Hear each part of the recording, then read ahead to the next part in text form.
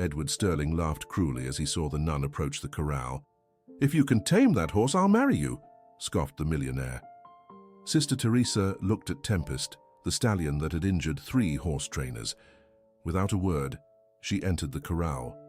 What happened next froze the laughter on his face forever. Sister Teresa Collins had become a familiar figure on the dirt road that cut through the rural areas of Harmony Creek, Texas. Every morning, promptly at 7 o'clock, she walked through the red dust that rose under her feet, carrying a worn cloth bag filled with basic medicines, non-perishable food, and words of comfort for the most needy families in the region. At 35, Teresa possessed a serene countenance that contrasted with the iron determination in her brown eyes, a combination that intrigued everyone who crossed her path during those morning journeys of charity. Silver Creek Ranch stretched majestically along the entire left side of the road, its verdant pastures protected by barbed wire fences that delimited thousands of acres of fertile land. It was impossible to pass by without noticing the imposing nature of the property, with its modern facilities, well-structured corrals, and dozens of thoroughbred horses grazing freely under the morning sun. Teresa always slowed her pace when she approached the corrals, her eyes naturally fixing on the animals moving elegantly through the pastures. There was something in her gaze that transcended simple admiration, a subtle familiarity that suggested deeper knowledge of those magnificent creatures. The ranch hands had started commenting on the strange nun who always stopped to observe the horses. Some whispered that she spoke softly to the animals when she thought no one was watching. Others swore they had seen the horses approach the fence whenever she passed, as if attracted by some special energy emanating from her tranquil presence. What none of them imagined was that Edward Sterling, the millionaire owner of the ranch, had also noticed those daily passages and was growing increasingly irritated by what he considered a subtle invasion of his property. Edward was a man accustomed to having absolute control over everything that happened on his lands, and the constant presence of that simple nun was beginning to deeply bother him. On Tuesday morning, when Teresa made her usual pause near the main corral, he decided it was time to confront the situation once and for all. Donning his custom-made leather boots and a designer felt hat, Edward walked decisively toward the fence, where Teresa was silently observing a group of foals playing in the morning pasture. The confrontation was direct and laden with arrogance. Edward positioned himself on the other side of the fence, his hands resting on the barbed wire as he looked with disdain at the simple figure of the nun. He rudely questioned the reason for her constant stops in front of his property, suggesting that she was wasting her time observing things she could never truly own or comprehend. Teresa responded with serenity that she merely admired the beauty of the animals during her volunteer work walks, but Edward interpreted that response as a provocation disguised as humility. It was then that he caught sight of Tempest in the adjacent corral, the black stallion that had become his obsession and torment in recent months. The animal had arrived at the ranch with a reputation for being untamable, and 3 professional horse trainers had already been hospitalized trying to ride him without success. Edward saw in that moment the perfect opportunity to humiliate the nun and demonstrate the social distance that separated them. With a cruel smile forming on his lips, he pointed to Tempest and issued his challenge with a laugh that echoed across the entire ranch yard, immediately attracting the attention of employees and visitors who were nearby on that sunny morning. What Edward Sterling completely ignored was that he was standing before one of the most talented veterinarians that Kentucky's bluegrass region had ever produced. Teresa Collins had graduated with highest honors from the University of California, Davis, specializing in equine medicine and animal behavior, with a dedication that impressed even her most demanding professors. During her undergraduate years, she developed revolutionary techniques for approaching traumatized horses, methods that combined deep scientific knowledge with an almost supernatural natural intuition to understand equine psychology.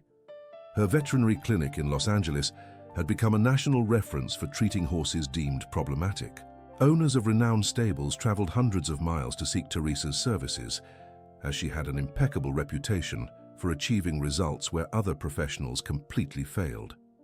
She treated everything from competition animals with psychological traumas to wild horses captured on remote ranches, always applying an approach that deeply respected the nature and natural instincts of each individual animal that came under her specialized care. Her personal transformation had begun during a particularly challenging period of her career, when she found herself questioning the deepest purpose of her existence. Despite all the professional and financial success she had achieved, Teresa felt a growing emptiness in her soul, a sense that her life needed something more meaningful than simply healing animals for affluent families who could afford her expensive and specialized services. The definitive turning point came during a spiritual retreat at St. Augustine's Monastery, where she had gone seeking peace and reflection after a period of emotional exhaustion. During those weeks of silence and meditation, Teresa experienced a profound spiritual revelation that made her completely rethink her life priorities. She understood that her talents could be directed to serve the most needy communities, where veterinary knowledge was scarce and animals suffered from a lack of adequate basic care. The decision to abandon her prosperous clinic and enter religious life had surprised everyone who knew her. Colleagues, family, and friends tried to dissuade her from that choice, which they considered radical and economically irresponsible. Teresa had donated all her clinic equipment to public veterinary universities, distributed her savings to charities, and given her luxurious home in the city to an organization that housed women in vulnerable social situations. In the last 5 years as a religious sister, she had found an inner peace she had never experienced during her days of professional success. Her current work consisted of visiting impoverished rural families, offering basic health care for domestic animals that often represented the sole source of income or food for those humble people. She treated sick dairy cows, injured workhorses, goats with reproductive problems, and chickens with infections, always without charging any fee for her specialized veterinary services. During her daily walks along the rural road, Teresa observed the horses of Silver Creek Ranch with the trained eyes of an experienced professional. She could identify health problems, behavioral issues, and specific needs of each animal merely through careful observation. Several times, she had noticed horses showing signs of stress, poorly treated injuries, or behaviors indicating traumas not adequately addressed by the ranch hands. Her religious vocation had not diminished her passion for horses in the least. On the contrary, it had given new meaning to her veterinary knowledge. Teresa understood that God had granted her those special talents for a greater purpose, one that went far beyond the financial success she had achieved in her previous life. Now she used her skills to serve the most needy, finding in this work a spiritual satisfaction that no amount of money could provide. When Edward issued his arrogant challenge on that sunny morning, he had no idea he was provoking someone whose professional credentials surpassed any horse trainer he had ever hired to work on his ranch. Edward Sterling had built his financial empire through a combination of privileged family inheritance, aggressive investments in agribusiness, and a domineering personality that tolerated no questioning or challenges to his authority.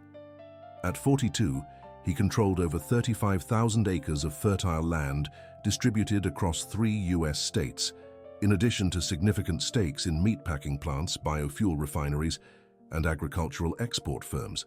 His wealth was shamelessly flaunted through imported cars, exorbitantly expensive Swiss watches, international designer clothes, and a mansion that looked more like a European palace transplanted to the Kentucky countryside. His arrogance had developed over the years as a psychological armor protecting a fragile ego and a constant need for validation through the demonstration of power over others. Edward treated his employees like disposable servants, constantly changed wives, always seeking younger and more beautiful models, and maintained superficial relationships based solely on mutual financial interest. He deeply despised anyone he considered inferior in social or economic status, a category that automatically included religious people, rural workers, small business owners, and any individual who did not possess significant assets to flaunt. Tempest had arrived at Silver Creek Ranch 6 months earlier, brought from a decaying stable in rural Oklahoma, where he had developed a terrible reputation as an uncontrollable and dangerous animal. The purebred Arabian stallion possessed impressive beauty, with his gleaming black coat, defined muscles, and majestic bearing that immediately awakened admiration from any horse connoisseur. However, Behind that magnificent appearance hid an animal deeply traumatized by years of mistreatment, violent breaking techniques, and a history of owners who tried to break his spirit through brute force and constant intimidation. Edward had acquired Tempest for an exorbitant price, driven by the vanity of owning an animal no one else could control. In his disturbed mind, taming that stallion represented a supreme demonstration of his power and superiority over the forces of nature. He had hired 3 different professional horse trainers, each with impressive credentials and a national reputation, but all had failed miserably in their attempts to ride the rebellious animal. The first horse trainer had been hospitalized with fractured ribs after being violently thrown when he tried to force a saddle onto the stallion's back. The second professional suffered a severe concussion when Tempest suddenly reared and slammed him against the corral wall with enough force to leave him unconscious for several minutes. The third and most experienced trainer had given up after only 2 attempts, declaring that the animal possessed such deep psychological traumas that months of behavioral therapy would be needed before any attempt at riding. These successive failures only intensified Edward's unhealthy obsession with taming Tempest. He began to see the stallion as a personal symbol of defiance to his authority, a direct affront to his inflated ego that needed to be corrected at any cost. Ranch hands reported that Edward spent hours observing the animal in the corral, muttering threats and planning new strategies to break the proud horse's resistance. Teresa's daily presence observing his horses had become a growing irritation for Edward, who interpreted that attention as a form of silent judgment of his capabilities as an owner and horseman. In his paranoid mind, he imagined that the nun was secretly criticizing his methods or questioning his competence in dealing with such valuable and temperamental animals. When he decided to confront Teresa that Tuesday morning, Edward already had in mind the public humiliation he planned to inflict upon that simple woman who dared to stop daily in front of his property. The challenge involving Tempest represented, in his distorted perspective, a perfect opportunity to demonstrate the class difference between them and put the intrusive nun in her appropriate social place through a lesson in humility she would never forget. The challenge was issued with a calculated cruelty that revealed the petty nature of Edward Sterling's character.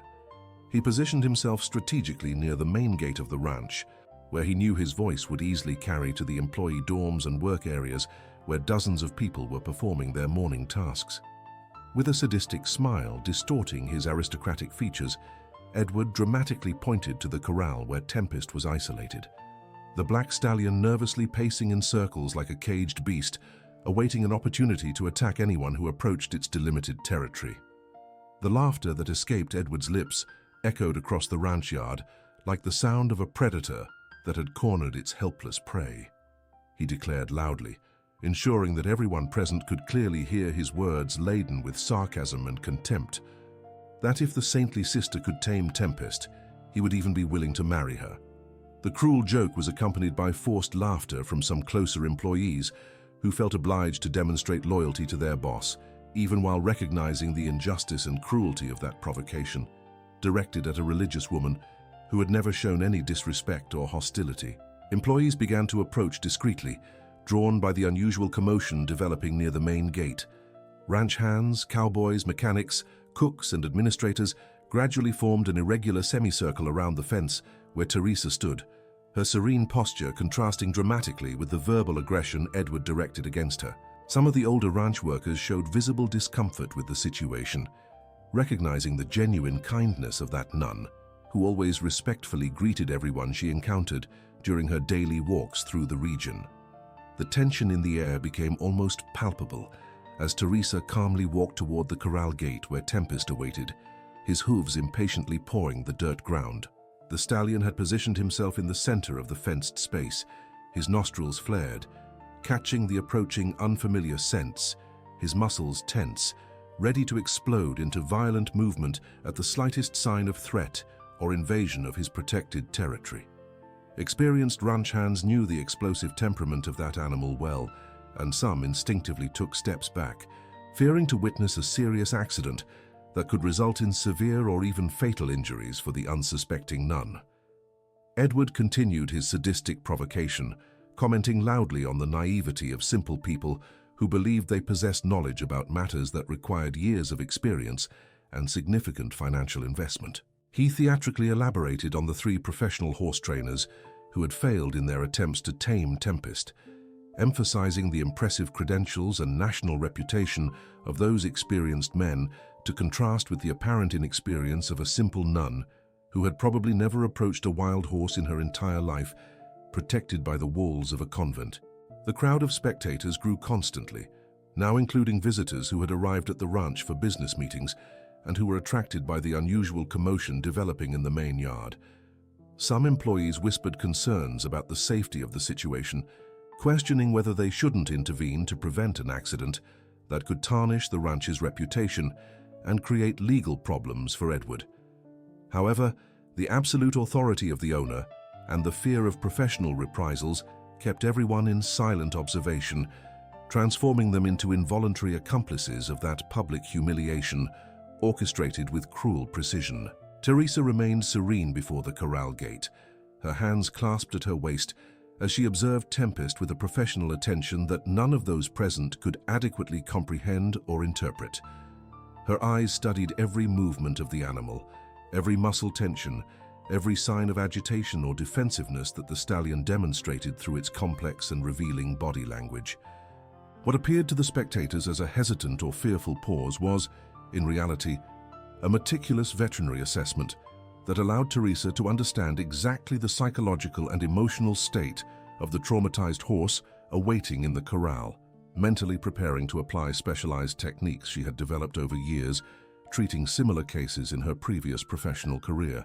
Without uttering a single word in response to Edward's cruel provocations, Teresa walked with measured steps to the corral gate where Tempest awaited, her hands calmly reaching for the metal latch that kept the animal isolated from the outside world. The silence that fell over the ranch yard was so profound that it seemed possible to hear the accelerated heartbeats of every spectator witnessing that surreal scene of a simple nun voluntarily heading toward an animal that had hospitalized 3 experienced professional horse trainers. The moment Teresa opened the gate and took her first step into Tempest territory marked the beginning of a demonstration that none of those present would ever forget for the rest of their lives. The stallion immediately turned toward her, his ears alert and muscles tense like compressed springs, ready to dart in any direction necessary to defend his personal space. Teresa maintained her upright but relaxed posture, her movements deliberately slow and predictable, so as not to trigger the flight or attack instincts that dominated the traumatized psychology of that magnificent animal.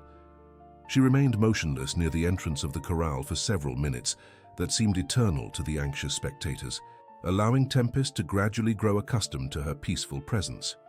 During this period of mutual observation, Teresa was applying advanced animal behavioral reading techniques she had perfected over years of working with problematic horses. She could identify in the subtle facial expressions, the position of the ears, the tension of the neck, and the movements of the tail all the signs that revealed the complex emotional state of the frightened stallion. Gradually, Teresa began to emit low, melodic sounds that functioned as a primitive form of communication between different species. These soft vocalizations were not recognizable words, but modulated tones that transmitted peaceful intentions and established a calming rhythm that subtly began to influence Tempest's agitated nervous system. More experienced ranch hands recognized that they had never witnessed any horse trainer apply similar techniques, and some began to suspect that nun possessed much deeper knowledge of equine behavior than her simple appearance suggested. The stallion began to show almost imperceptible signs of decreasing defensive tension, his ears moving forward toward Teresa as his breathing gradually became more regular and controlled. She continued her millimeter-by-millimeter approach, each step calculated to keep the animal within its psychological comfort zone, while progressively establishing a connection of trust that transcended traditional verbal communication. Edward watched with growing incredulity and irritation as the scene unfolded, not following the humiliating script he had carefully planned. His expectation was that the nun would recoil terrified at Tempest's first aggressive move, providing him with the perfect opportunity to elaborate on the difference between naive dreams and practical realities that separated common people from experienced owners like himself. Low murmurs began to circulate among the employees surrounding the corral, whispered comments about the strange calm that seemed to be settling between the nun and the animal considered untamable. Some of the older workers began to quietly recount their observations about Teresa's peculiar behavior during her daily passages, how she always stopped to observe the horses with an attention that transcended the simple, casual curiosity of an ordinary person. Teresa continued her gradual approach, now slowly extending her left hand toward Tempest's muzzle, allowing the animal to investigate her scent and assess her intentions through the keen senses that constituted its primary way of understanding the world around it. The stallion hesitated for long seconds before cautiously stretching its powerful neck to delicately sniff the nun's extended fingers, establishing the first direct physical contact that represented a significant milestone in the process of building mutual trust that was developing before the astonished eyes of dozens of spectators who could barely believe the behavioral transformation they were witnessing at that historic moment. The suspense reached its peak when Tempest allowed Teresa to gently touch his velvety muzzle, but the real test was yet to come. The nun knew that establishing initial physical contact was only the first step in a much more complex process that would require all her veterinary expertise to be executed safely. The stallion continued to show signs of deep tension. Its muscles remained contracted like steel cords, ready to explode into violent movement if it perceived any threat to its physical or emotional integrity. Edward had positioned himself strategically near the fence, his hands gripping the barbed wire firmly as he anxiously awaited the moment when that ridiculous charade would end, with the nun running terrified out of the corral. In his arrogant mind, it was impossible for a simple religious sister to accomplish something that 3 experienced professionals had miserably failed at, and he was already mentally preparing the sarcastic comments he would make about the difference between naive faith and real technical competence. Teresa began to move slowly around Tempest, always maintaining a respectful distance while carefully observing the animal's every reaction to her changes in position. She was applying a specific veterinary technique called progressive desensitization, a method she had successfully used on dozens of traumatized horses during her professional career. The process involved gradually exposing the animal to stimuli that initially caused anxiety, always respecting psychological limits and allowing the horse to process each new experience without feeling threatened or forced beyond its adaptive capacity. The crowd of spectators watched in tense silence as Teresa continued her careful dance around the stallion, her fluid and calculated movements creating an almost hypnotic atmosphere that seemed to be positively influencing Tempest's increasingly calm behavior. Experienced ranch hands recognized that they had never witnessed similar techniques being applied by any of the previously hired horse trainers, who generally relied on more direct and aggressive methods to try to establish dominance over resistant animals.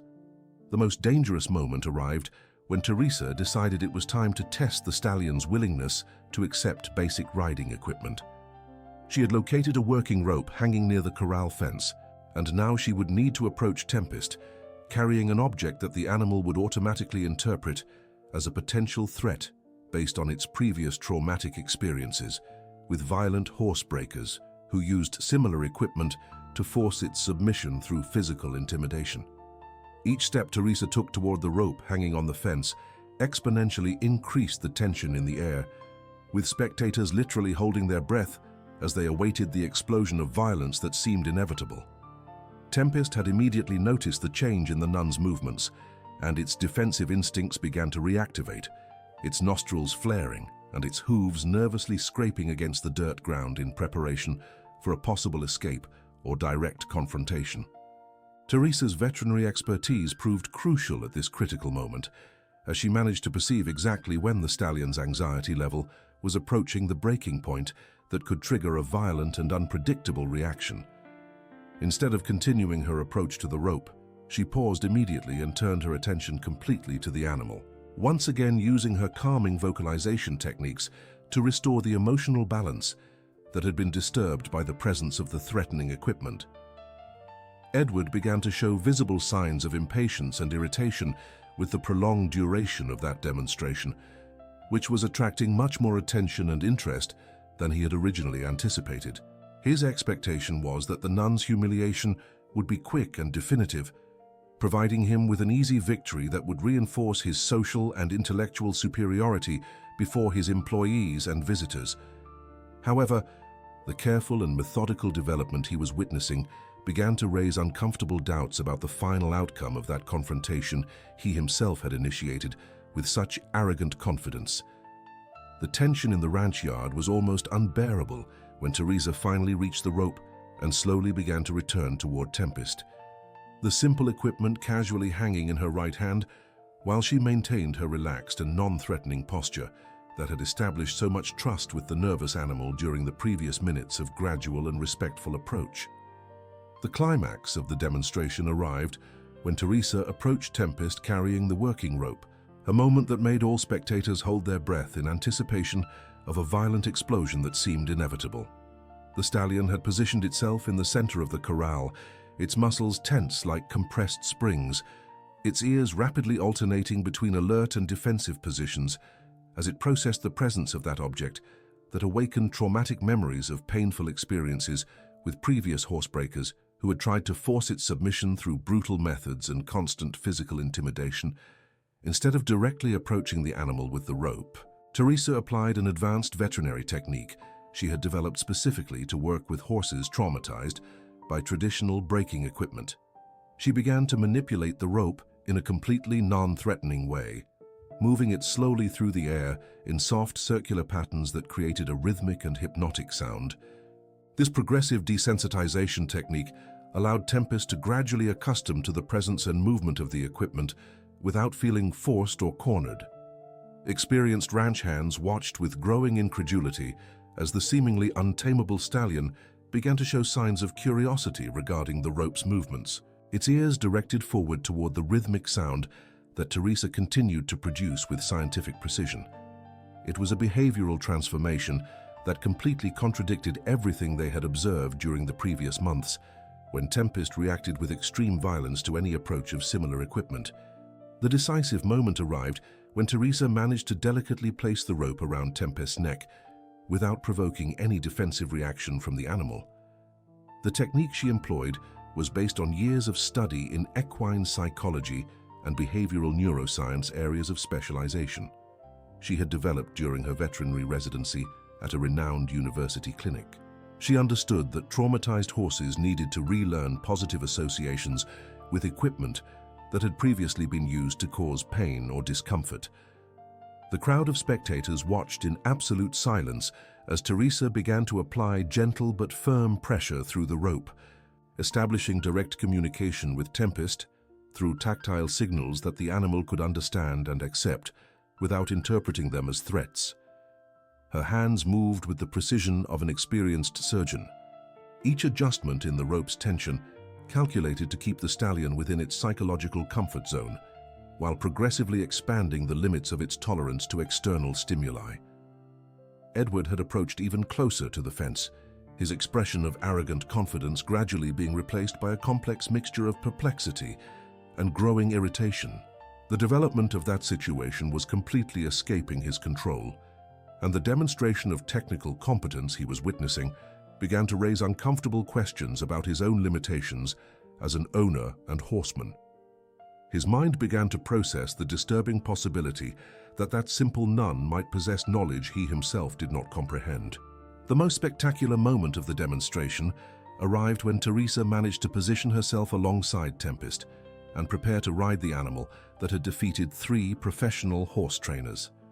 She applied a specific mounting technique developed for sensitive horses, gradually leaning her weight against the stallion's flank to allow him to acclimate to the sensation before completing the mounting movement. Each phase of the process was executed with a patience and precision that revealed years of practical experience with similar situations. When Teresa finally positioned herself on Tempest's back, the stallion remained surprisingly calm, responding to the subtle directional commands she transmitted through almost imperceptible movements of her legs and shifts in her body's center of gravity. The riding technique she demonstrated was clearly professional, incorporating advanced principles of equine biomechanics and nonverbal communication, that transformed the riding experience into a harmonious dance between two different species. The ride that followed lasted only a few minutes, but it was enough time to conclusively demonstrate that Tempest had completely accepted Teresa's presence and authority. The stallion moved with elegance and obedience through the corral, responding instantly to every directional command she transmitted through natural horsemanship techniques that completely respected the animal's instincts and dignity. It was a demonstration of taming that completely transcended traditional methods based on force and intimidation, revealing a scientific and compassionate approach that none of the spectators had imagined possible with an animal considered uncontrollable. The silence that fell over the ranch yard as Teresa gracefully dismounted from Tempest was so profound that it seemed possible to hear the wind whispering through the distant tree leaves. Edward remained motionless beside the fence, his jaw slightly agape in an expression of shock that revealed the complete destruction of all his expectations and prejudices about that demonstration he had orchestrated as a guaranteed public humiliation. The cruel laughter that had echoed across the yard minutes before now seemed to belong to an alternative reality that had been completely replaced by a new understanding of the situation. Ranch hands began to cautiously approach the corral fence, their eyes fixed on the serene figure of Teresa, who continued to calmly interact with Tempest, stroking his powerful neck while murmuring soft words that kept the stallion in a state of tranquility none of them had previously witnessed. The animal that for months had been synonymous with danger and aggression now demonstrated an almost supernatural docility, its ears relaxed and its breathing regular, indicating a level of trust that transcended anything the previous professional horse trainers had managed to establish. Edward finally found his voice, but the words that came out of his lips carried a hesitant and vulnerable quality that contrasted dramatically with the authoritarian arrogance he had demonstrated during the initial confrontation. He questioned Teresa about where she had learned those extraordinary techniques. His genuine curiosity, mixed with a growing suspicion that he had gravely underestimated the woman, who now revealed herself to possess skills that surpassed anything he had witnessed in his years as an owner of thoroughbred horses. Teresa's response was given with the same serenity that had characterized her entire demonstration. She calmly explained that she had studied veterinary medicine with a specialization in equine behavior, revealing for the first time her academic background and professional experience that completely transformed the context of what the spectators had just witnessed. Her words were spoken without any trace of pride or superiority, maintaining the genuine humility that characterized her religious personality, even in the face of such a spectacular victory. The revelation about her past as a specialized veterinarian caused a wave of surprised murmurs among the employees present, many of whom began to recall and reinterpret the attentive observations Teresa always made during her daily passages through the ranch. Whispered comments circulated about her peculiar behavior when observing the horses, the natural familiarity she demonstrated in the presence of the animals, and the knowledgeable way she always assessed the health and well-being of the horses grazing near the road. Edward mentally processed the implications of that revelation, gradually understanding that he had tried to publicly humiliate a professional whose qualifications probably surpassed those of anyone he had ever hired to work with his horses. The irony of the situation began to penetrate his consciousness, revealing the extent of his ignorance and prejudice toward people he automatically judged inferior based on superficial appearances or socioeconomic status. The transformation in Edward's facial expression was visible to all present, his initial arrogance gradually being replaced by a complex mixture of shame, reluctant admiration, and genuine curiosity about the extraordinary skills he had just witnessed. For the first time in many years, he found himself in a position of intellectual and technical inferiority relative to another person. A deeply uncomfortable experience for someone accustomed to dominating all situations through his wealth and authority. Teresa continued her tranquil interactions with Tempest, completely oblivious to the psychological impact her demonstration had caused on Edward and the ranch hands. Her attention remained focused on the stallion that had transformed from an untamable animal into a confident companion under her specialized guidance, a metamorphosis that represented the transformative power of patience, knowledge, and compassion applied competently and respectfully. The offer Edward made to Teresa arose from a complex mixture of genuine admiration for the technical competence he had witnessed and an urgent desire to redeem his public image after the self-inflicted humiliation he had suffered before his employees and visitors. With a voice that still carried traces of incredulity but had completely lost its former arrogance, he invited the nun for a private conversation in his mansion where they could discuss a job proposal that would benefit both his ranch and the charitable work she performed in the region. During the walk to the main house, Edward bombarded Teresa with questions about her academic background, professional experience, and the reasons that had led her to abandon an obviously successful veterinary career to embrace religious life. His questions revealed a genuine curiosity mixed with a fundamental difficulty in understanding how someone could voluntarily give up professional prestige and financial success in favor of an existence dedicated to serving needy communities.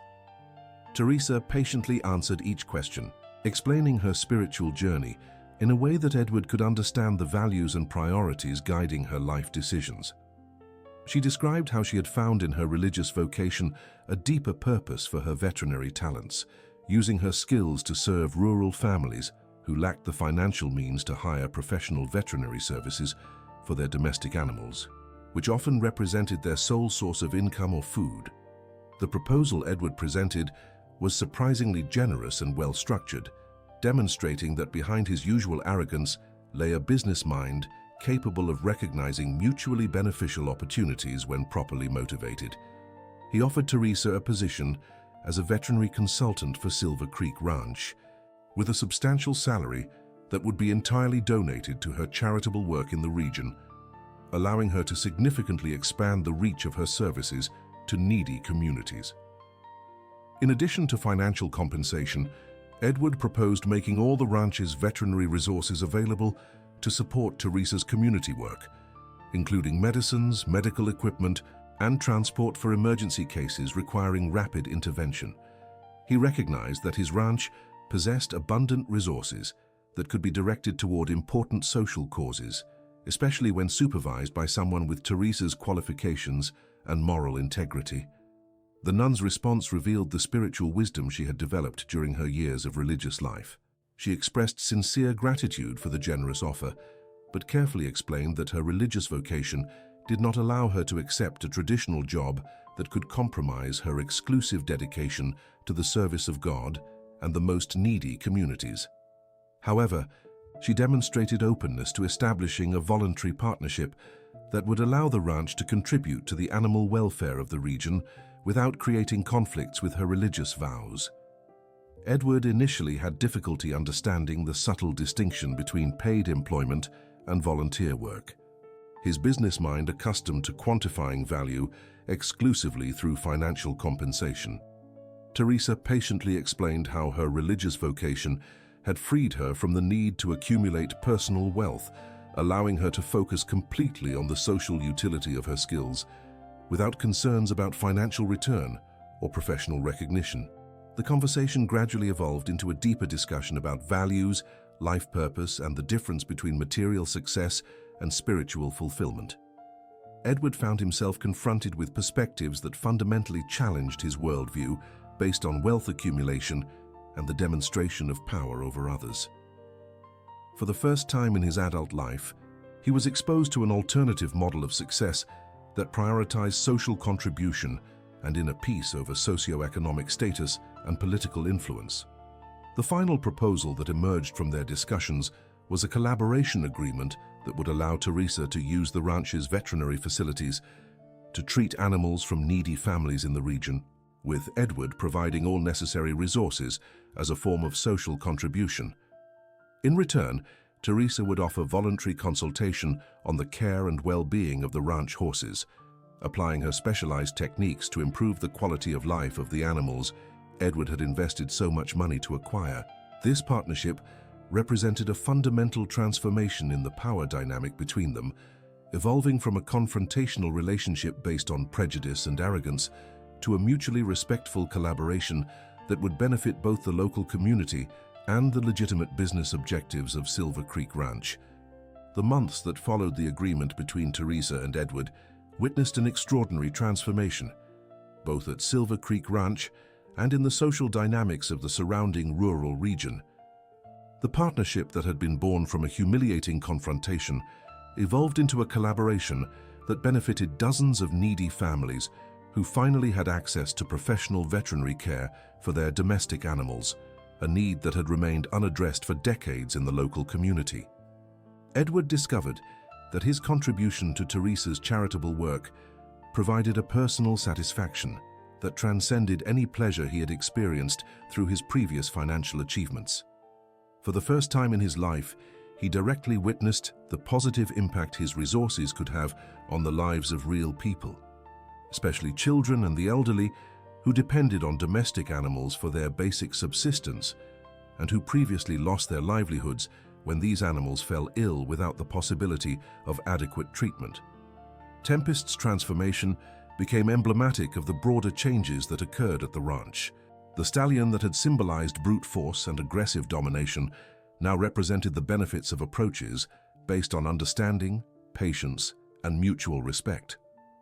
Edward began to apply similar principles in his relationships with employees, discovering that compassionate leadership produced much superior results to the authoritarian intimidation that had characterized his previous management style.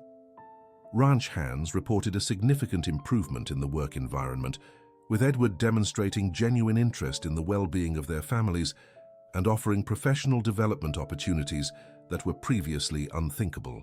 Teresa's regular presence at the ranch facilities created an atmosphere of serenity and purpose that positively influenced everyone working on the property, establishing a new standard of interpersonal relationships based on dignity and mutual respect.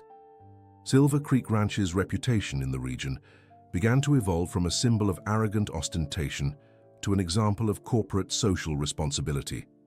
Edward's visitors and business partners commented on the visible changes in his personality and business approach, many expressing interest in establishing similar partnerships with charitable organizations in their own regions. Edward's personal transformation inspired other rural landowners to reconsider their social responsibilities and seek ways to contribute to the well-being of their local communities. Teresa continued her daily walks along the rural road, but now carried a much larger bag filled with veterinary medicines, donated by the ranch and medical equipment that allowed for more sophisticated treatments for a greater variety of animal health problems. Her ability to help needy families had exponentially expanded through the partnership with Edward, demonstrating how financial resources applied with wisdom and compassion could multiply the impact of dedicated charitable work. The relationship between Edward and Teresa evolved into a genuine friendship based on mutual respect and shared goals of contributing positively to their community. Edward frequently sought Teresa's advice on matters that transcended veterinary care, valuing her spiritual perspective on ethical dilemmas and business decisions that affected the well-being of his employees and the region as a whole. The story of their improbable partnership began to circulate among the region's ranchers, serving as an inspiring example of how,